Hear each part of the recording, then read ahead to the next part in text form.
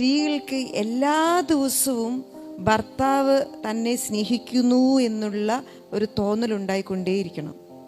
അത് സ്ഥിരീകരിച്ചു കൊണ്ടേയിരിക്കണം. അതിനാണ് ഏത് സ്ത്രീയാണെങ്കിലും ഏത് ഭാര്യയാണെങ്കിലും എപ്പോഴും ഭർത്താവിനെ വിളിക്കുന്നത്. എവിടെ ഇപ്പോൾ എന്ത് ചെയ്യപ്പോൾ ആരുടെ കൂടെയുള്ള അദ്ദേഹം വിചാരിക്കുന്നത് എന്നെ സംശയിച്ച് വിളിക്കുന്നതെന്നാ.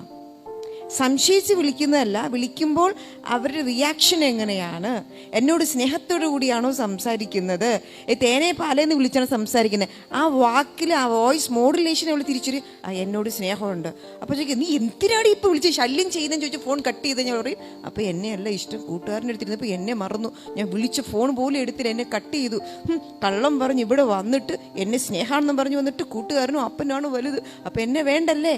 ആ ഒരു റിജക്ഷനാണ് അവർക്കുണ്ടാവുന്നത്. 365 ദിവസം പെണ്ണിനോട് ലവ് സ്ഥിരീകരിക്കാൻ നിൽക്കുന്നതിലും നല്ലത് അച്ഛനാകാൻ പോകുന്നതാണ്. ഇച്ചിരി അന്യായ പരിപാടിയായിപ്പോയി. 365 ദിവസം സ്ഥിരീകരിച്ചുകൊണ്ടിരിക്കണം.